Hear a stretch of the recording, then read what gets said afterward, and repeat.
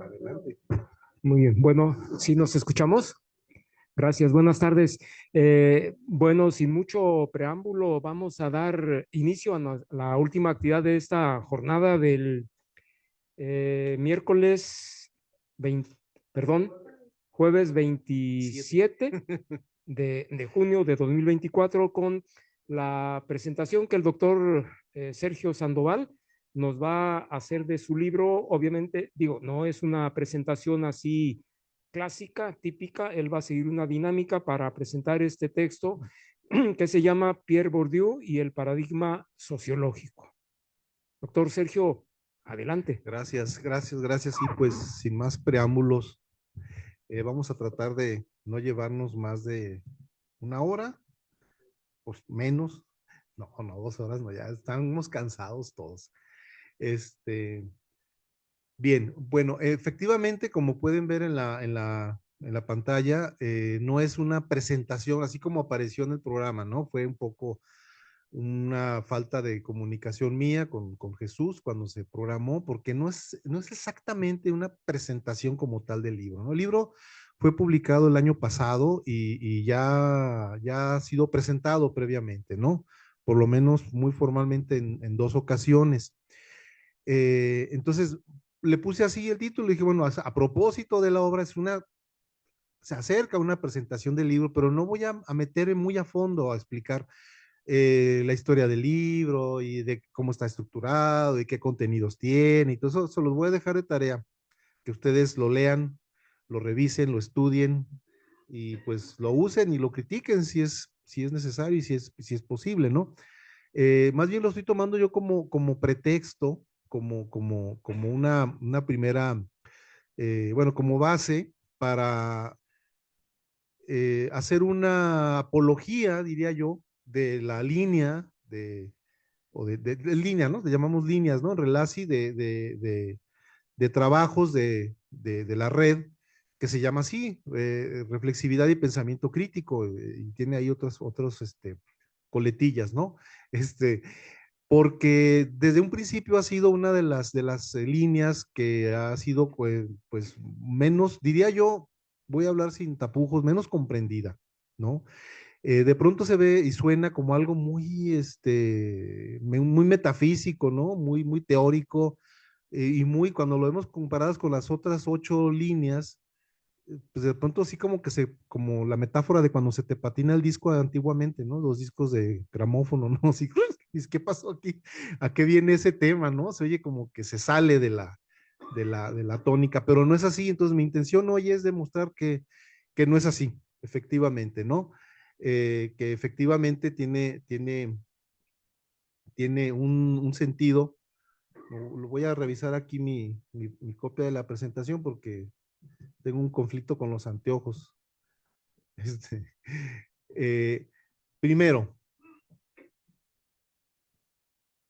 eh, efectivamente, como dice, es un pretexto, ¿no? O sea, yo puse el guión para hacer el pretexto para hablar de la idea general de la línea de trabajos de la red, de Relasi, y pues así que es un texto, pero que lo tomo como pretexto, ¿no?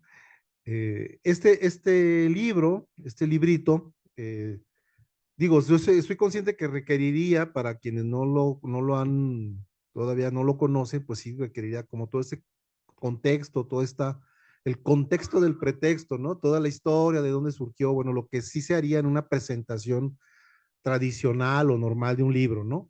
Y sí, insisto, no lo voy a hacer, sí, solamente diré que, bueno, es el resultado de una colaboración de varios años con el autor, porque este libro no es, otra precisión, no soy yo el autor en el sentido estricto, es Marc Joly, como pueden ver ustedes allí. Marc Joly es un sociólogo francés, él vive y trabaja, bueno, trabaja en Francia, en las cercanías de Francia, en la Universidad de Versalles, eh, y bueno, a raíz de una serie como suele pasar en la investigación, ¿no? Yo di fortuitamente con uno de sus textos, allá por el 2017, lo cual me llevó pues a buscar otros textos de él y bueno, ahí empezó una historia de lectura y posteriormente de comunicación. Le escribí un email un largo, un sendo email diciéndole mis reflexiones sobre una de sus obras. Y bueno, hubo una respuesta de su parte también, en el sentido que, bueno, nos encontramos unos interlocutores a cada uno de un extremo del Atlántico, inesperadamente y coincidiendo en muchas cosas, ¿no? Llevándome él mucha ventaja en muchos aspectos, porque él es poco más de 10 años más, casi 20 años más joven que yo, y tiene una formación muchísimo más sólida. Él es historiador, tiene un doctorado en historia, sociólogo y tiene un doctorado en historia. Y bueno, he hecho investigaciones realmente maravillosas, ¿no? De trabajo historiográfico y sociológico, y también mucho trabajo empírico de trabajo en otras temáticas diferentes a estas cuestiones aparentemente teóricas. Y bueno, eventualmente la clave de todo fue que los trabajos que él ha hecho en esta línea, que se resume en este texto, daban una respuesta muy contundente a una serie de preguntas que yo me venía planteando pues desde el 2012 prácticamente, desde hace 12 años, ¿no? Y bueno, es un poco la historia, ¿no? Pero a ver, ¿de qué va? Ese texto, como digo aquí, tiene o obedece, como dice aquí, una doble convicción. Este primer párrafo es el primer párrafo que encontramos en la presentación que yo escribo del libro, ¿no? Yo hago como dice ahí, la traducción y la presentación, toda la adaptación bibliográfica, que es todo un trabajo impresionante que hay que hacer. Fue poco más de un año de trabajo, de colaboración transatlántica, a partir de la cual, bueno, salió finalmente este texto el año pasado, ya tiene hace un año ya estaba publicado. Pero parte de esta doble convicción, ¿no? Como dice aquí, que por un lado que las ciencias sociales y particularmente la sociología no pueden y no deben prescindir de la permanente vigilancia y defensa de su autonomía, y de que la reflexividad, la otra convicción, la reflexividad tal como es propuesta por Pierre Bourdieu, es la mejor manera de llevar a cabo esta defensa de la autonomía de las ciencias sociales y de la sociología en particular. Había pensado literalmente leer parte de un par de páginas, pero creo que eso los aburriría. Voy a omitir eso, este, porque no quiero meterlos en esto. No, la otra cita que se veía ahí está contenida también aquí. Yo retomo esta cita de un texto de Bourdieu con Loïc Wacquant, uno de sus más discípulos, por decirlo así, más brillantes, ¿no? Que actualmente trabaja en Berkeley, en California, en Estados Unidos, y tratando de explicar qué es esto de la reflexividad, ¿no? Este párrafo, esta cita es muy ilustrativa de lo que trato de decir o lo que tratamos de decir en este libro. Está tomado de otro texto, como acabo de decirlo, de Bourdieu-Wacquant, pero expresa muy bien la idea, ¿no? Esta de que la reflexividad, que es la razón de ser y el núcleo del libro, también se aplica a este libro en cuestión, se impone más que nunca como un imperativo absoluto a todos los que quieren resistir eficazmente a las imposiciones imperialistas en materia científica.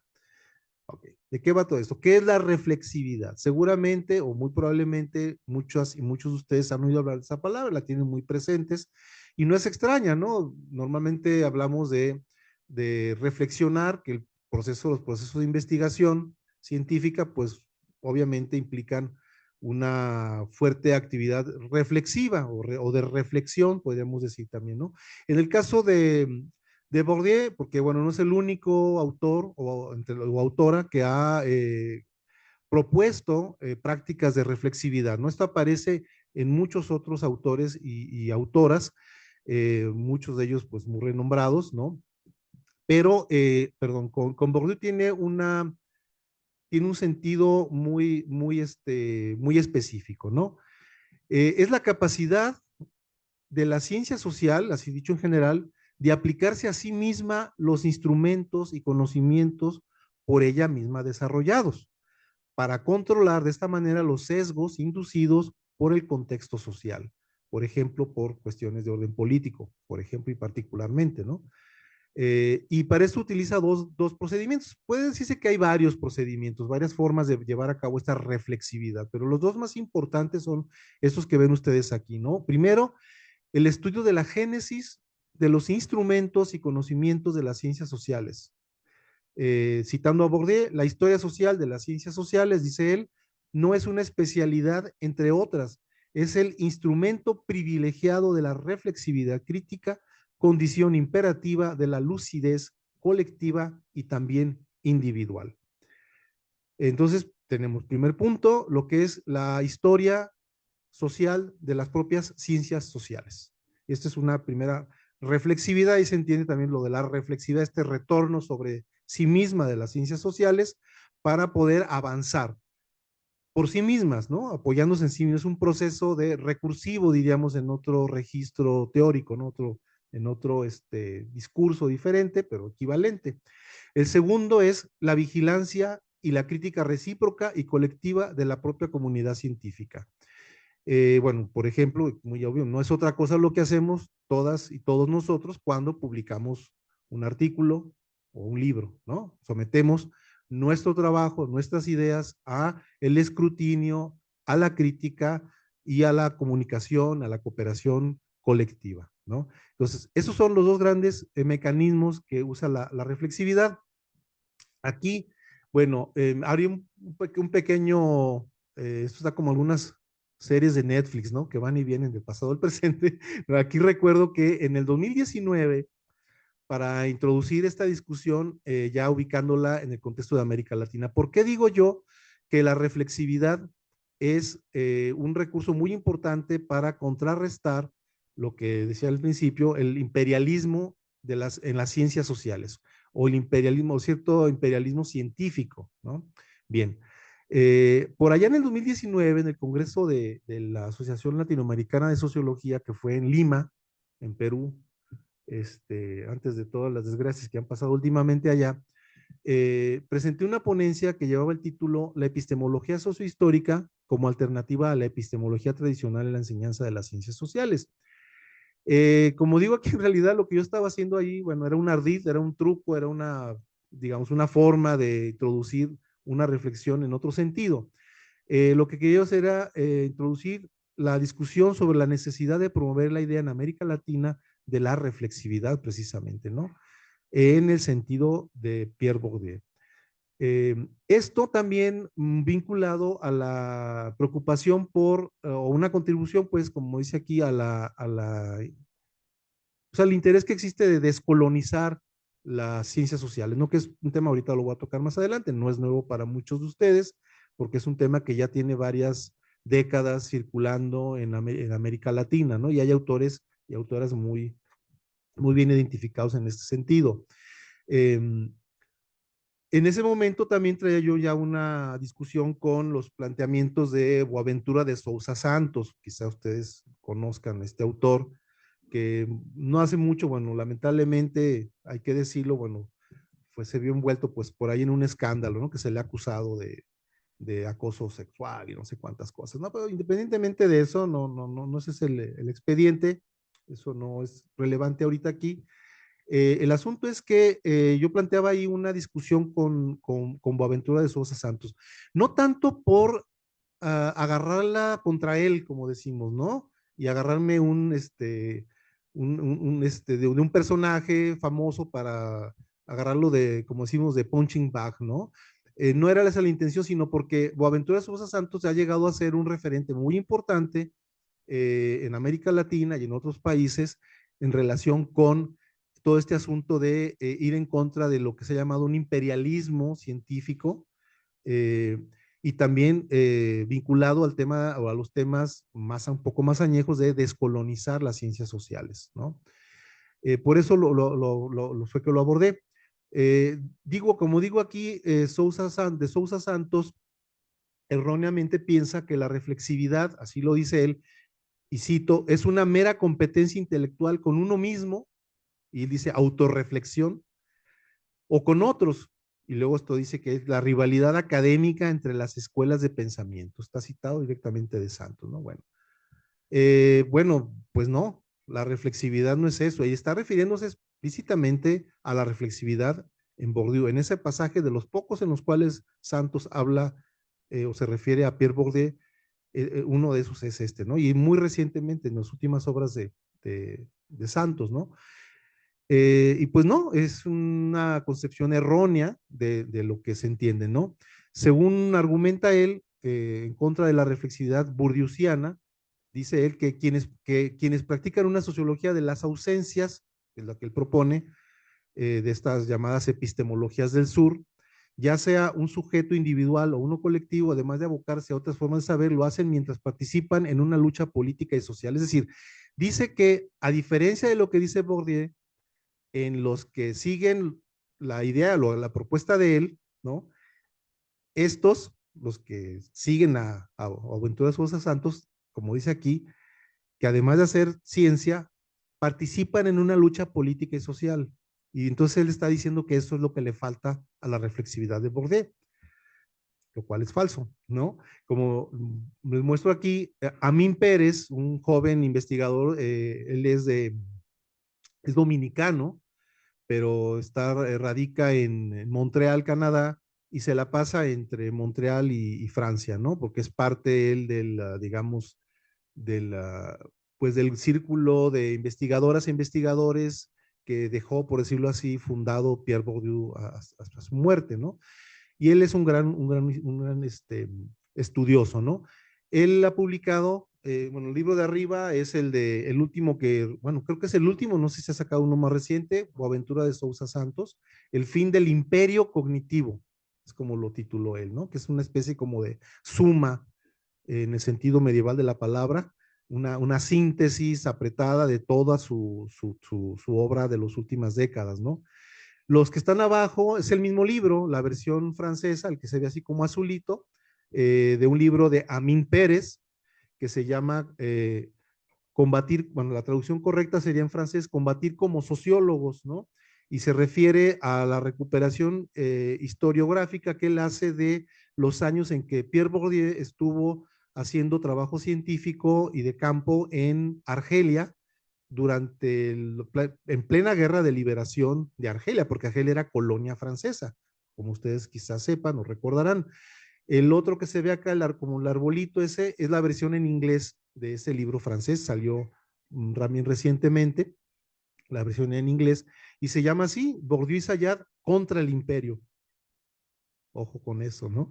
Este, Amin Pérez ha profundizado más que nadie en los años que Bourdieu trabajó en Argelia junto con Sayad, advirtiendo que, cito, la atención puesta a la vez en el trabajo de campo y en las posturas políticas de una perspectiva científica sobre la crisis de la sociedad argeliana o argelina constituye en los hechos un estudio sobre las condiciones de posibilidad para elaborar una sociología articulada a los objetivos de emancipación, no para, cito, hacer ciencia a partir de una causa política, sino para hacer política con la ciencia.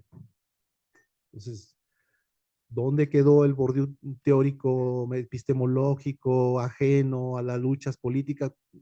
Amin Pérez demuestra, y no es una mera argumentación retórica, lógica, teórica, discursiva, no, o sea, es con datos duros. Cada página está saturada, está llena, plena de referencias bibliográficas, de documentación, de archivo, de entrevistas, un trabajo impresionante de investigación que hace Amin Pérez. Yo supongo que él, como buen dominicano, ya estará pensando en la versión en español, seguramente la tendremos pronto en español de este libro.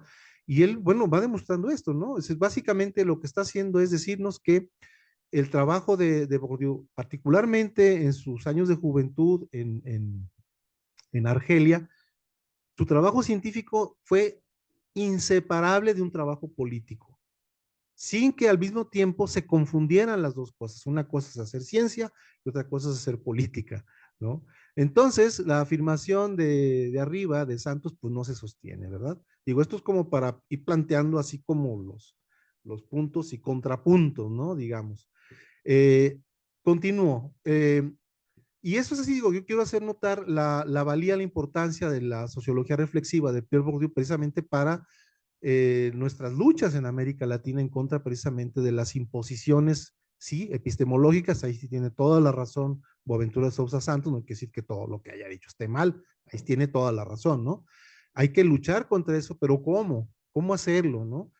Dicho de manera muy simplista, diría que la forma en que lo propone Boaventura de Sousa Santos no va a funcionar y que sí funcionaría más apegarnos a una propuesta de Bourdieu. Ahora, otra cosa, posiblemente, y bueno, casi con seguridad, casi con certeza absoluta, puedo decir que habrá quien esté diciendo, a ver, señor doctor Sandoval, otra vez nos está endilgando a un europeo para resolver nuestros problemas en América Latina. ¿Es en serio? O como está de moda decir, ¿neta? ¿Es neta? ¿No? Como dice Jairo Calixto, ¿no? Un comentarista acá muy afamado. Bueno, el primer sociólogo, cito textualmente a George Steinmetz, el primer sociólogo en llamar explícitamente a descolonizar la sociología fue Pierre Bourdieu, ¿no? Usando exactamente esos términos. Digamos, el término de colonizar, pues existe desde el momento en que se empezaron desde principios, casi finales del siglo XIX y principios del siglo XX, paulatinamente empezaron a desaparecer digamos, esos procesos de emancipación y de decolonización o descolonización de los territorios que eventualmente fueron colonia. La palabra como tal existe políticamente, digamos, ¿no? Y en muchos otros sentidos quizás, pero no tanto referido como hacia el interior de la construcción epistémica de las propias ciencias sociales. Con Bourdieu es con quien aparece. Y no lo digo yo, ni lo dice Bourdieu, lo dice George Steinmetz. George Steinmetz es un investigador, un sociólogo norteamericano, también de primerísima línea, que ha hecho muchísimo trabajo en ese sentido. Más adelante les voy a mostrar algunas de sus obras. Y aquí estoy recuperando la última que publicó el año pasado. Y ahí dice esto, ¿no? ¿Qué es la imagen que vemos allí? La imagen que vemos allí es perdón, qué bueno es que estás moviendo la capa, porque yo seguía hablando como perico y lo que estamos viendo ahí es, bueno, la escaneo de un texto que es muy difícil de conseguir. Mi colega, precisamente Marc Joly, me ayudó a echarse un clavado por allá en la biblioteca, en alguna de las bibliotecas en Francia, en París, supongo, y lo recuperó este texto. Existe una versión de este texto en español, como un poco de 10 años después, pero esta es, digamos, la primera versión que existe de ese texto, ¿no? Lo que marqué allí con rojo, no se alcanza a ver, pero básicamente es un texto de 1975 donde Bourdieu hace una reflexión. El texto se llama Las condiciones sociales de la producción sociológica, sociología colonial y decolonización de la sociología, como pueden ustedes ver. Y ahí se pregunta, dice, ¿para qué sirve la sociología de la ciencia? ¿Por qué hacer la sociología de la ciencia colonial? ¿Por qué hacer la sociología de las condiciones sociales de posibilidad de una ciencia social descolonizada? Todo eso estaba diciendo Pierre Bourdieu cuando nadie en el campo sociológico realmente se lo había planteado con esos términos, ¿no? Bueno, la siguiente, por favor, gracias. Eh, Ahora bien, aquí tenemos ya, sale a relucir uno de los primeros autores que nos vienen a la mente cuando hablamos de descolonizar, ¿verdad? Por allá asientan muy bien, ¿no? Aníbal Quijano, ¿no? Efectivamente, Aníbal Quijano, quien citaba en 1971 en al menos un trabajo, citaba mucho a Pierre Bourdieu y después lo dejó de citar, ¿no? Pero Aníbal Quijano defendió la descolonización de las relaciones de poder en América Latina, lo que implica a fuerza, a fortiori, pues, la crítica de las categorías clasificatorias que le son inherentes a las relaciones de poder. O sea, Quijano lo de descolonizar las relaciones de poder, no descolonizar necesariamente a las ciencias sociales. ¿Sí me explico? No aunque obviamente hay ahí hay un paso, ¿no? Hay un tránsito no muy claro, no siempre perfectamente definido entre la reflexión sobre la reflexión propiamente política de la reflexión propiamente teórica, epistemológica en las ciencias sociales. Cito pues un pasaje de Aníbal Quijano, es un texto de 1993 que fue reeditado en el 2020 por Claxo, en un un texto que recopila una recopilación de textos de Aníbal Quijano muy interesante, porque los textos no están organizados de manera cronológica, sino de manera temática. Pero a la hora que uno reacomoda, uno puede seccionarlo y luego acomodarlos en orden cronológico, y entonces uno ve cómo al principio Quijano era burdiano y luego fue dejando de citar a Bourdieu, pero no abandona las ideas esenciales de Bourdieu. Bueno, es todo un expediente de investigación. No estoy diciendo que Quijano sea un plagiario, no estoy diciendo eso, lo quiero aclarar porque no es el caso, sino que simplemente hay ideas de base importantes en Quijano, que luego Quijano fue desarrollando, ¿no? De manera original y ha hecho, bueno, las cosas que hizo, ¿no? Muy valiosas, muy importantes, ¿no? Y tampoco pretendo decir que si yo soy un experto en Aníbal Quijano, sería muy deshonesto de mi parte, no llego a tanto, es nada más la tarea de investigar esto, ¿no? Eh, Está la cita, la voy a leer, dice, las categorías que ahora conocemos como raza, color, etnia y derivado complejo, racismo, etnicismo, como elementos fundantes e inherentes a la relación de poder entre europeos y no europeos, y entre lo europeo y lo no europeo, están constituidas en las relaciones intersubjetivas de poder. Eso es lo que decía Aníbal Quijano. Más aún, ellas se hicieron parte inherente de la entera racionalidad eurocentrista, esa peculiar distorsión de la moderna racionalidad que terminó imponiéndose como expresión dominante del mundo, que comenzó con la formación de América y que no ha dejado hasta hoy de reproducir su primigenio carácter, la colonialidad. Este es Aníbal Quijano. Y aquí yo destaco lo siguiente, ¿no? Quijano puntualizaba en ese entonces que se trató de una peculiar distorsión de la moderna racionalidad, ¿no?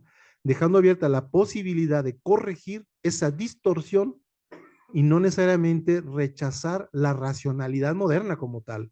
En el resto del texto, ustedes pueden verlo, Quijano es lo que dice, bueno, no se trata de rechazar todo, sino de corregir esto que en algún momento se distorsionó. ¿Eh? Hay una cosa muy, muy interesante y que es, a pesar de que San Boaventura de Sosa Santos dice que es lo mismo que dice Quijano, no es cierto, que es lo mismo. Que lo que él dice y lo que dice en Quijano son cosas muy diferentes. Pero bueno, es una discusión en la que no voy a entrar ahorita, es como los puntos de anclaje de mi argumentación, ¿no? Ahora bien, entonces, nótese la similitud de la postura de Quijano con la de Bortoli en este libro, estoy aquí presentándoles, ¿no? Dice, la tradición europea de la sociología introduce una ruptura con las representaciones occidentales de la humanidad y del mundo, constitutivas de lo que se ha construido como una razón universal, entrecomillado. De lo que se sigue, por lo tanto, que la universalidad de la sociología europea reside en la crítica de esa razón universal. Esa es la reflexividad, ¿no? Una sociología europea que precisamente por su propia capacidad de reflexividad, digamos, de cierta forma autocrítica, ¿no? Es capaz de decir, a ver, pero es que estamos mal los europeos, ¿no? O sea, esto que decimos nosotros, que así es la gente, que así es el mundo, es la idea que nos hicimos en un momento histórico bien concreto y que luego le tratamos de imponer al resto del mundo. Y no es así las cosas. Y eso lo dice Bourdieu. Y lo dice también en parte porque, vaya que si tuvo mucho que aprender en Argelia durante sus años que estuvo allí y antes también desde sus orígenes rurales prácticamente que tuvo Bourdieu. Eh, bueno, dicho sea de paso, ahí recién leí un artículo, no lo he terminado, un artículo, tiene un par de años que se publicó en Francia, donde se estudia la trayectoria escolar de Pierre Bourdieu, es muy interesante, porque sí matiza un tanto una versión que ha circulado, que hemos hecho circular muchos, de que Bourdieu salió de la nada, ya de un pueblito y que era bien pobre, que no sé qué, ¿no? Un poquito, algo obviamente es algo hay de cierto en eso, pero es un artículo muy interesante que sí reconstruye cómo fue realmente la trayectoria de Bourdieu y cuáles fueron los elementos sociales, familiares, etcétera, que facilitaron sí tuvo siempre digamos, desde muy joven, pues una peculiar habilidad, ¿no? Talentos, como luego decimos, ¿no? Por la razón que haya sido, pero que sí hubo pues, muchas ayudas que tuvo para, vaya, su trayectoria no fue tan atípica como nos lo habíamos pintado siempre, ¿no? Así fue, sí, no fue una trayectoria tan atípica, ¿no? Sin embargo, sin que eso demerite mucho, es, dicho sea de paso, ¿no? Bien, la reflexividad en Bourdieu es de larga data también, entonces, porque no es algo que apareció en Bourdieu ya los últimos 10, 15 años de su vida, ¿no? Estuvo siempre presente, ¿no? Porque es otra cosa que también se dice, el hecho de que Bourdieu no le haya llamado, no le haya denominado a esta concepción de la ciencia social, que no la haya denominado explícitamente reflexividad todo el tiempo de su trayectoria, no significa que no lo haya hecho, ¿no? Antes, ¿no? La reflexividad, insisto, es de larga data y está estrechamente vinculada a la idea de descolonización, así como a la del paradigma sociológico, que es el tema del libro, ¿no? Ahí nuevamente, ustedes no lo alcanzan a ver, por más que lo ampliamos, pues es un poco difícil, pero está marcado ahí el final de una página y el principio de la siguiente. Está en francés, por supuesto. Dice, traduzco, en el caso de las ciencias sociales, la historia social de la ciencia y la sociología de la ciencia son parte de la epistemología de la ciencia, porque la ciencia social tiene por inconsciente su historia y, bueno, y que está siempre dominada, dice, por ese inconsciente, ¿no? Saber lo que uno hace cuando hace ciencia, lo que es una definición simple de la epistemología, supone saber cómo han sido hechos históricamente los problemas, los útiles, los métodos, los conceptos que cualesquiera que estos sean, digamos, era una traducción muy literal, ¿no?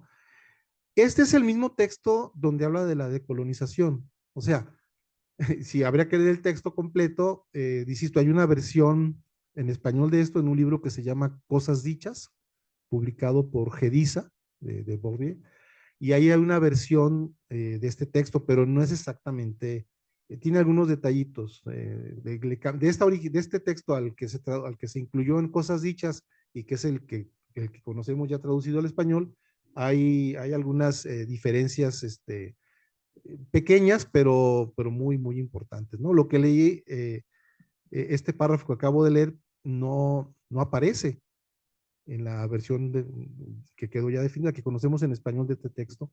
Esto no aparece, lo eliminó muy al principio, en los años 70, ¿no? Ahí tienen ustedes 3 obras de George Steinmetz. Tiene estos textos, Sociología e Imperio, es un libro que él coordina, son varios autores, no es él solo, son varios autores y autoras. Eh, Participa, por ejemplo, alguien muy importante es Rowan Connell, esta socióloga transgénero, ¿no? Primero era sociólogo, luego terminó siendo socióloga, ¿no? Rowan Connell, y ella hace un texto ahí muy interesante. Está este otro que es Los orígenes coloniales del moderno pensamiento social. Y finalmente, el que donde se ven ahí el cuadro de las meninas, se llama Las ciencias sociales frente al espejo, digamos, ¿no? Son los libros más recientes que ha sacado estos dos, el amarillo y el que se ve más oscuro. Y bueno, Steinmetz es un gran investigador, o sea, habría que ver sus textos y los que él ha coordinado, ¿no? Eh, ¿Y en qué confluye? Bueno, confluye, dice aquí, en la necesidad de practicar una reflexividad para descolonizar las ciencias sociales, ¿no? La siguiente, por favor. Ya estamos terminando, ¿no? Entonces, ¿qué es lo que propone Steinmetz, siguiendo a Bourdieu, y ya abriéndonos a todo el ámbito de las ciencias sociales de manera internacional, global, diría yo, ya no solo hablando de Europa o de América Latina, sino también de Estados Unidos y también, porque Steinmetz es norteamericano, ¿no? Digamos, sigue Steinmetz se situaría en la línea de un ¿cómo se llama Charles Wright, el de la imaginación sociológica? Ray Mills, exacto, gracias. Ray Mills, él lo cita mucho también porque Ray Mills pues, era también un crítico muy importante del uso que ha hecho el imperio yanqui, ¿no? De la sociología y la antropología fundamentalmente, y más en las últimas décadas también de la economía como instrumentos de dominación y de control internacional, ¿no? Bueno, cito, me permito leer esto, ¿no? Muchas de nuestras categorías sociológicas actuales se originaron en contextos coloniales. Los efectos de este inconsciente disciplinario reprimido, aquí es muy psicoanalítica la fórmula, ¿no? Se pueden sentir en todas las ciencias sociales modernas. Lo más importante es que esta sociología del colonialismo sentó las bases para muchos de los subcampos de la sociología francesa contemporánea y para el pensamiento maduro de Pierre Bourdieu. Esto no significa que debamos purgar estos orígenes e ideas coloniales, sometiéndolos a una segunda ronda de represión. O sea, no se trata de decir, vamos a recortarlo y sacarlo y mandarlo a volar, ¿no? Un poquito, hasta cierto punto, lo que propone precisamente, quizás un poco involuntariamente, Boaventura de Sousa Santos. Él no llega a tal extremo, pero casi, ¿no? No se trata de sacarlos y ya, ¿no? No, porque entonces, ¿qué va a pasar? Dice Steinmetz, que van a permanecer allí, pero reprimidos en un sentido psicoanalítico, o sea, van a seguir operando subrepticiamente allí, ¿no? Van a seguir causando estragos, problemas, ¿no? Impidiendo que las ciencias sociales, la sociología en particular, logren realmente una autonomía como tal, como ciencia, ¿no? Esto no significa, entonces, digo, que debamos purgar estos orígenes e ideas coloniales, sometiéndolos a una segunda ronda de represión. Tampoco significa que debamos tratar de recrear la mezcla contradictoria de dinámicas colonizadoras y descolonizadoras que permitieron que estas ideas surgieran. Pero tampoco podemos caer en darnos el lujo de reeditar todo este proceso que ya pasó una vez. No, dice, lo que significa es que debemos examinar estas historias de emergencia intelectual en detalle, prestando atención a sus contextos y contenidos. Entonces, la siguiente, Chuy. ¿Qué concluye Steinmetz? Bueno, concluye que la reflexividad burdieusiana es una parte esencial de cualquier, subrayo, cualquier programa de descolonización de la sociología. Es un componente esencial de la metodología que he presentado en este libro, un socioanálisis reflexivo e histórico del conocimiento. La reflexividad requiere la historia de la ciencia y la historia de la ciencia requiere la reflexividad. Vaya, Steinmetz no es un advenedizo que escribió eso porque se le ocurrió, tiene décadas trabajando en esto, ¿no? Y por otro lado, y redondeando la idea, de acuerdo con Amin Pérez, del quien ya les hablé, descolonizar la ciencia hace posible descolonizar las relaciones sociales, ¿no? Bien. Esa sería básicamente la exposición. Y termino entonces, ¿a qué viene? Les dije que no era una presentación habitual de un libro, como ustedes se dieron cuenta. Es el pretexto, y el texto sobre el cual nos podemos basar, ¿no? Entonces, la propuesta es esa, ¿no? Que quede bien claro cuál es la idea cuando yo le proponía a Jesús esta línea de Relasi, ¿no? De reflexividad, pensamiento crítico. Yo al principio no incluía lo de pensamiento crítico, ¿no? Fue como algo que surgió después ya en el debate ya más colectivo, acá interno dentro del Relasi. Y yo decía, bueno, es que en cierta forma pensamiento crítico y reflexividad son la misma cosa, ¿no? Más o menos son la misma cosa. Entonces, bueno, vamos a dejarlo así, ¿no? Para darnos a entender, ¿no? Porque si lo dejo solamente reflexividad, había que echarse todo este rollo y muchísimo más para dejar claro por qué reflexividad, ¿no? Dije, vamos a dejarle pensamiento crítico porque en el realidad son la misma cosa, ¿no? Para mí son la misma cosa, ¿no? Es una idea también que queda muy clara cuando uno lee este texto de Joly.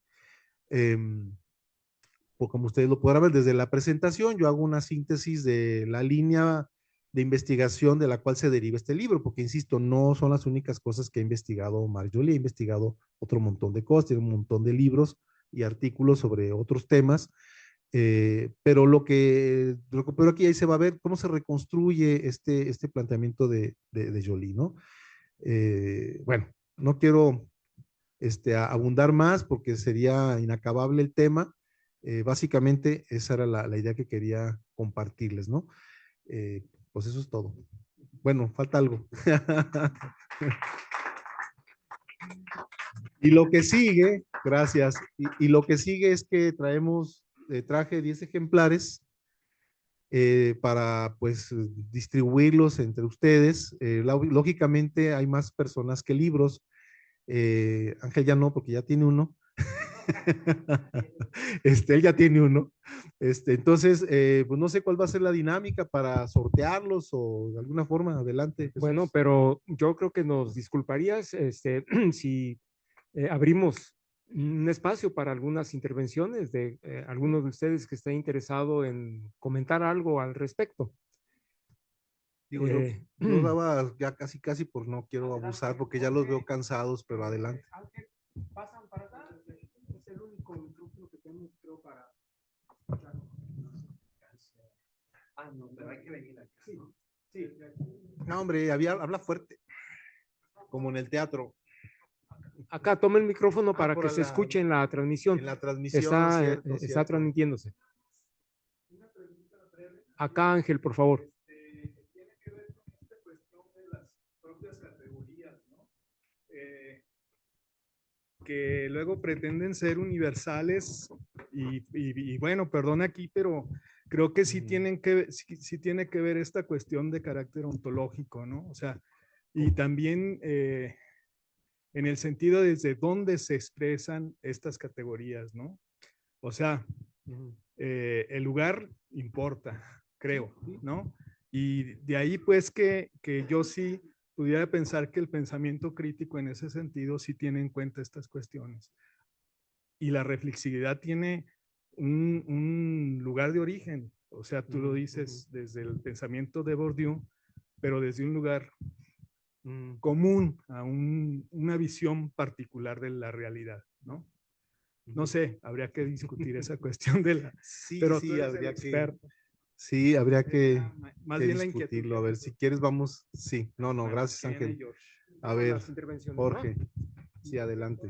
Sí, gracias. Bueno, pues voy construyendo la pregunta al aire, Sergio.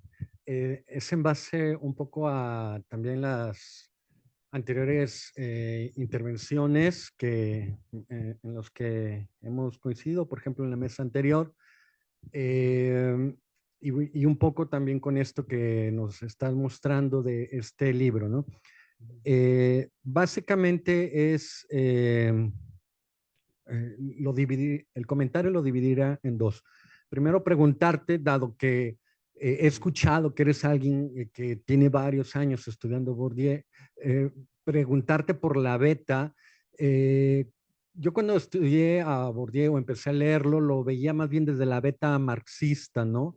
O neomarxista, ¿no? Bajo esta idea digamos, dominados y dominadores, etcétera, etcétera, ¿no?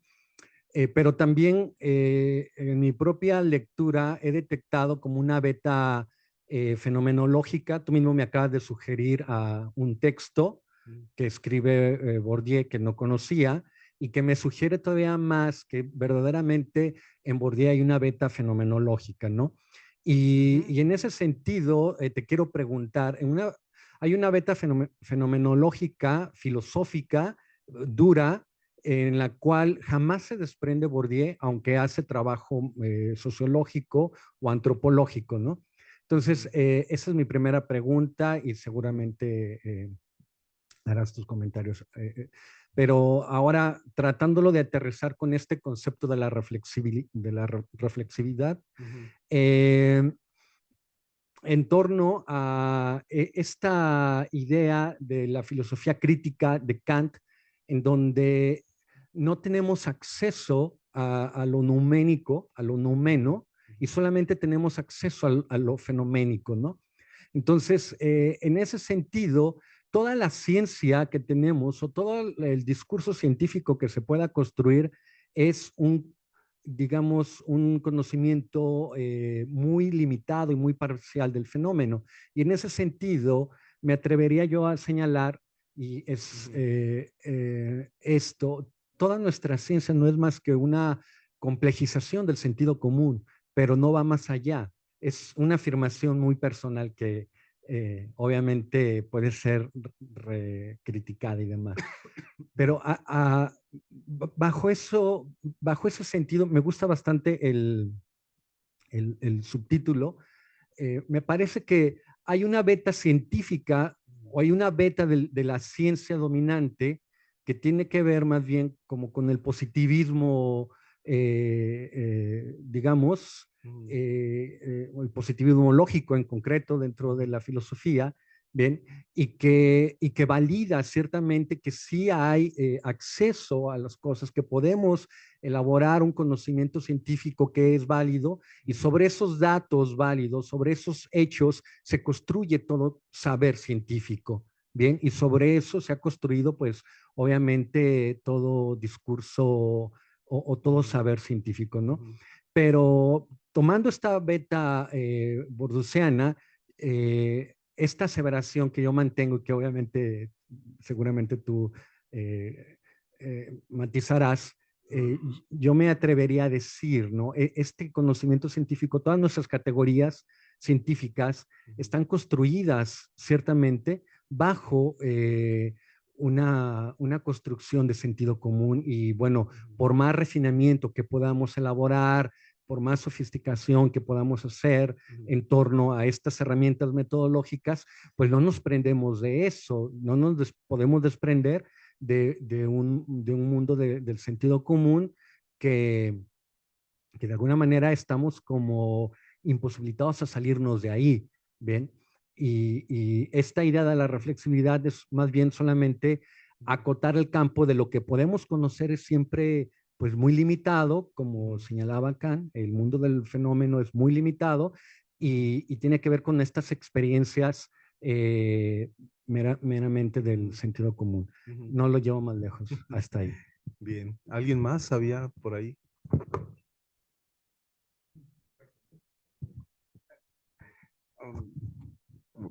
Sergio, bueno, en primer lugar, sí, muchas felicidades.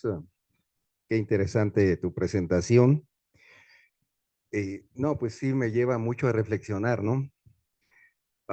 Si los economistas no nos ponemos de acuerdo y casi siempre todos nos equivocamos, pues ¿cuándo vamos a ponernos de acuerdo con un sociólogo, no? Es difícil. No. Cuando somos humildes aprendemos mucho, Sergio, y me gustó todo el planteamiento que haces. Aquí lo que me gustaría ver, tocaste algo de economía cuando mencionaste, ¿no? La imposición sociológica, y bueno, como Bourdieu habla pues de, hay que romper esto, ¿no? En economía, es que sí, es difícil, o sea, todos los jóvenes formados en las grandes universidades norteamericanas, pues traen todos los modelos impuestos de arriba, de allá, los modelos neoliberales de Salinas y todo, pues donde se los enseñaron, ¿no? O sea, entonces, y cuando alguien opina diferente, pues es un loco izquierdoso, es alguien que atenta contra la democracia, la libertad y no sé qué otras categorías nos inventan. Coincido contigo. O sea, cada vez la ciencia vemos un hecho simple y lo volvemos más complejo. Le buscamos muchos puntos de análisis, de reflexión, con modelos bien cada vez más complicados en econometría. Por eso aquí los jóvenes especialistas en los nuevos modelos econométricos que a veces ya se escapan a los que nos formamos años antes.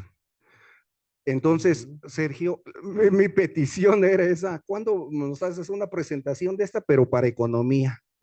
¿Quién está rompiendo esa dependencia científica? Estos sociólogos, ¿quién está trabajando profunda y arduamente?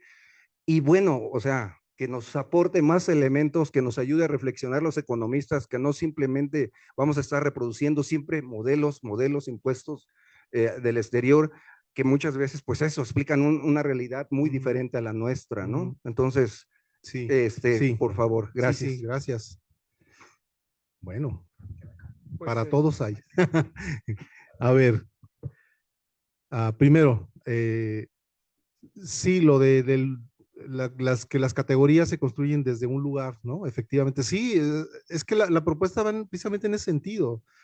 Ese es a lo mejor no lo expresé bien, digo, qué bueno que está el libro, ¿no? Y qué bueno que ya lo tienes, Ángel, para que, para que lo leas y yo que pueda responder mucho en ese sentido, pero sí, tienes razón, esa es precisamente la discusión, ¿no?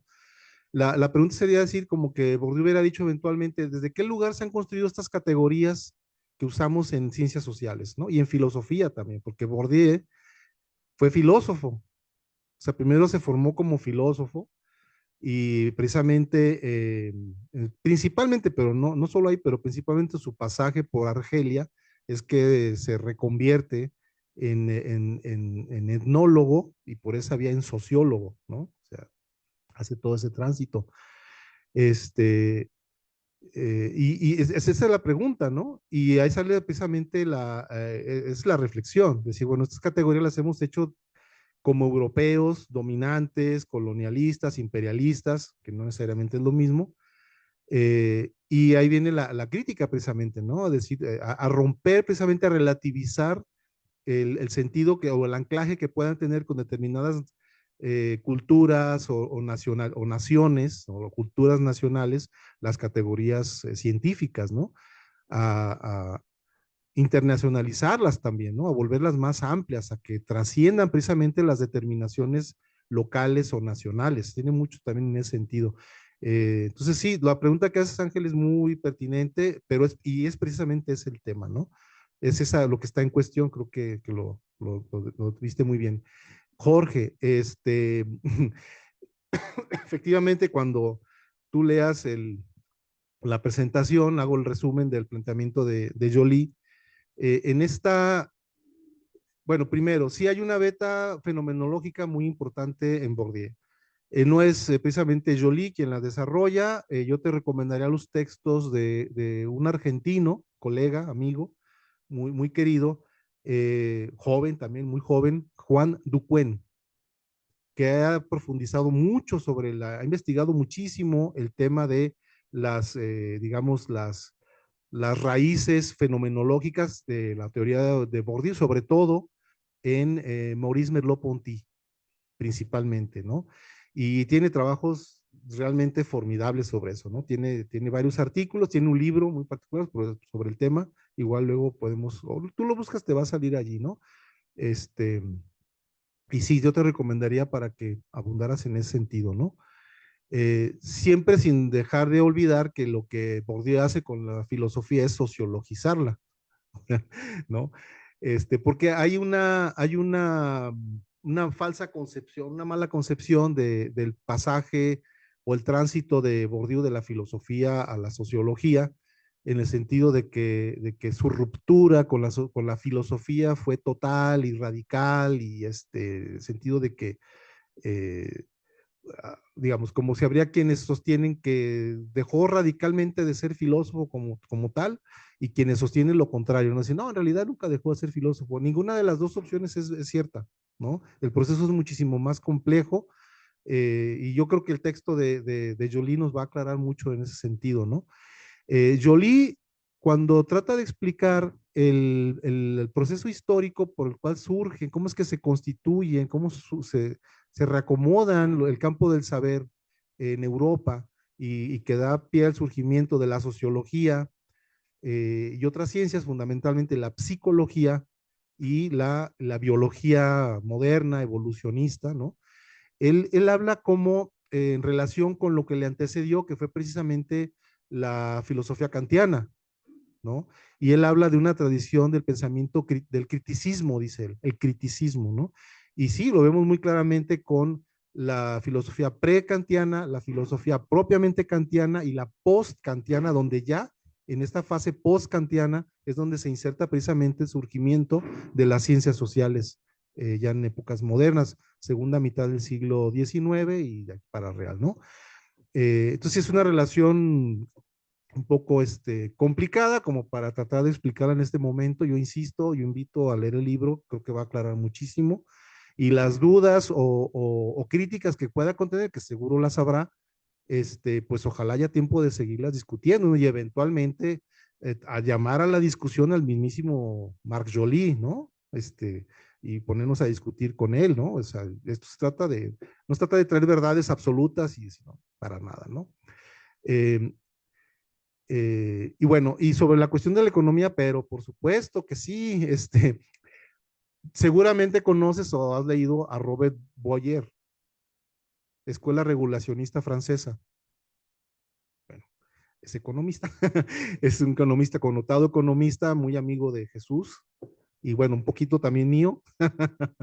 Él es de la Escuela Regulacionista Francesa, ¿no? Es toda una escuela de pensamiento, económico en Francia. Él es una persona ya muy mayor, pero es el tipo más activo que he visto en mi vida. Yo digo que cuando tenga unos años más de edad quiero ser como él, porque no se está quieto, publica y trabaja y viaja y hace un montón de cosas, ¿no? Él, por ejemplo, te lo voy a decir así, bueno, yo tengo un texto que traduje de un artículo que publica Robert Boyer en un número de la revista que fundó Pierre Bourdieu a principios de los 90. Yo lo tomé ese artículo, solicité pues que me permitieran traducirlo allá a París, me autorizaron, lo editamos, aquí Jesús me ayudó con eso y está publicado, ¿no? Si ustedes entran a mi página personal de academia.edu, buscan con mi nombre, Sergio Lorenzo Sandoval Aragón, academia.edu, y ahí pueden entrar y descargar lo que he puesto ahí que considero como de lo más relevante de mi producción de toda la vida, ¿no? Y ahí está ese artículo de Robert Boyer que se llama La antropología económica de Pierre Bourdieu. Por un lado. Por otro, segundo punto, son tres. Segundo punto, el Fondo de Cultura Económica recién publicó, hace un año o dos máximo, no recuerdo, ya ahorita no tengo la fecha, pero muy recientemente publicó en español un texto que se llama así, Antropología Económica, que es la transcripción de unos cursos que dictó Bourdieu en el Colegio de Francia, en el Colegio de France, obviamente bueno, antes de su muerte, ¿no? Es una obra póstuma, quiero decir, y se llama así, la Antropología Económica. Y al final del libro viene un posfacio, digamos, lo que acá llamamos un estudio introductorio, pero que va al final del libro, ¿no? Y es de Robert Boyer, ¿no? Y él recupera, bueno, él muestra cómo hay aspectos muy congruentes entre la escuela regulacionista francesa y la sociología de Pierre Bourdieu. Bueno, veo caras de desconcierto porque dije antropología, ¿no? Y dije, a ver, total, ¿es sociólogo o es antropólogo? Bueno, es todo otro tema porque Bourdieu decía que en el fondo la sociología no era más que antropología, ¿no? O sea, que no hay realmente antropología social, si tú quieres, ¿no? Ese es el segundo punto. Y el tercer punto es que Robert Boyer, con el cual me reuní en octubre pasado en París, para tomar un refresco, bueno, yo me tomé una cerveza, tomé un refresco, que él no bebe absolutamente nada, yo sí. Y me obsequió, bueno, yo le obsequié un ejemplar de esto, que le encantó, y él me regaló dos libritos de su producción más reciente. Uno de ellos tiene un título que es una pregunta. Es un libro muy chiquito publicado por Ediciones de la Sorbona, está en francés. Y es un libro muy chiquito, el ensayo, se puede decir, sí, dividido en varios capítulos. Y es una pregunta, dice, ¿una ciencia sin reflexividad es posible? Así se llama. No está hablando de sociología, es más, no cita jamás en ningún momento a Pierre Bourdieu. Está hablando única y exclusivamente y puramente de teoría económica. Y repasa todas las teorías económicas. Ese librito de Robert es muy chiquito, porque yo lo quiso hacer así, es la síntesis de todo su trabajo, de toda su vida, en reflexión sobre los problemas de la teoría económica en el mundo, ni siquiera se concreta solamente a Francia, ¿no? Y fíjate qué curioso cómo le puso al libro. ¿Una ciencia sin reflexividad es posible? Yo cuando me dio el libro me dijo, mira, te traje esto. Lo vi y le dije, no. Y se moría de la risa porque entendió inmediatamente. ¿Por qué no? Porque es una pregunta, ¿es posible una ciencia sin reflexividad? Y yo le dije, no. Y le dio mucha risa. Diciendo, ya nos entendimos, ¿no? Y está hablando de economía, no está hablando de sociología, no está hablando de filosofía, no está hablando de... Entonces, hay ahí mucho. Yo te sugiero particularmente ese último libro de Robert Boyer, así se escribe, Boyer, y esto responde muchas preguntas, ¿no? Pero se puede recurrir a la publicación que yo hice, que mencioné hace rato, o si quieres profundizar más a fondo, pues la antropología económica, publicado por Fondo de Cultura Económica recientemente en español. Yo tengo la versión francesa y siempre los compro en francés en cuanto salen. No me espero a que los traduzcan. Yo ando traduciendo. No sé si respondo la pregunta, pero sí hay respuestas para eso. Pues creo que ya, mira, 1 hora. Muy bien. Para variar, hay betas para seguir hablando. Obviamente las respuestas que ha dado a las participaciones creo que están más o menos redondas, pero también has de entender, Sergio, que hay varias tareas pendientes, ¿no? Puede darse algunas sesiones, un pequeño seminario sobre la antropología económica deportiva a partir del texto que comenta Sergio, ¿no?